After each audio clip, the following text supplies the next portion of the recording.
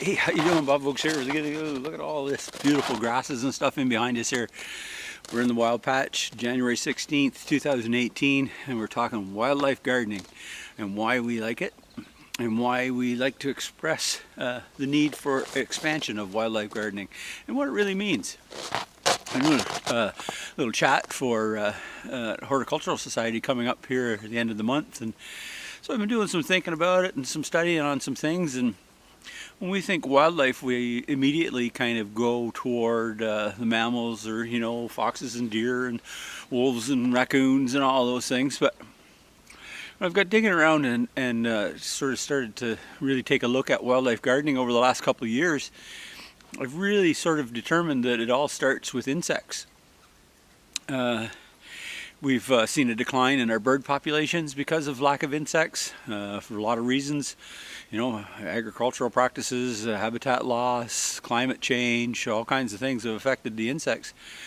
But our style of gardening in our yards and the way that subdivisions are built and all those things over the past 25 years has had a huge impact, in my view, as to how things change. A professor at the University of Delaware followed a bunch of his different work. He's a department head there of on ecology and wildlife ecology and things, and he talks about insects and things quite a lot, and we'll leave some links for some of that stuff in the video here. But 96% of all of our birds feed their young insects. And one of the really great comparisons and bits of information was that, as we know, like monarch butterflies, for instance, solely like and eat our milkweed. That's because they've evolved with it and they've continued to be able to eat it, and the toxins that are in the plant isn't able to affect the caterpillar of the monarch butterfly. So if you think about that in an individual sense, think about wildlife gardening as a whole. And the amount of insects that live in our small patch that we did here, that was one of the first things that I was completely amazed at, how soon the insects were in it after the first year. This is its second full winter for this patch. I'm going to expand it a little bit further again this year.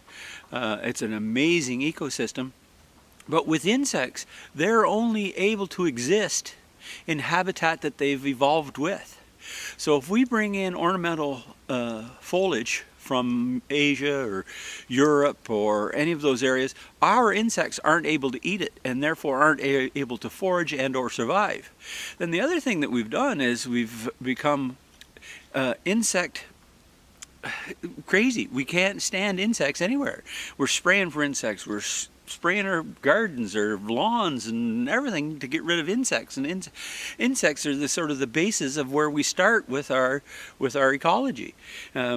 So plant matter, native plant matter, is the only organism on the earth that can turn sunlight into food. The rest of us rely on plant matter. The entire world, every species in the world relies on plant matter for its existence. So that's a pretty wild statement, and we'll leave a link to Doug Tolmie's work as the University of Delaware professor and the department head there. Many other people also obviously are doing great amounts of work, as are a lot of us. A lot of us are planting wildflower patches and putting in milkweed for the monarch butterflies and those types of things. But let's take it a step further. Let's start putting no-till zones in agriculture. Let's start putting in different rules and regulations on how subdivisions are built and what has to be replanted once the subdivisions are established. Those types of the green areas in and around the city, what's planted there and why? Those types of questions are the things that we can do. So let's get back to planting your wildflower garden. I'm done with my rant there. I didn't mean to get down that road. But this wildflower patch and this wild prairie mix that we put in here, it's a native meadow mix for Ontario, is just a fantastic ecosystem. Frogs and butterflies and bees and all kinds of things are in it on a regular basis. The deer are here on a regular basis. It's just a very small patch, as you can see behind me here. But we have deer in there constantly because it's their native habitat, and that's the key to this whole thing, is that it creates native habitat. So let's then think if I plant my garden and put in this wild grasses and meadow mix that I have here, what happens if my neighbor on both sides, we talking together and we link what I'm doing together with in their yard with whatever it is they want to do in terms of native plants. We've just all of a sudden created a whole strip of habitat.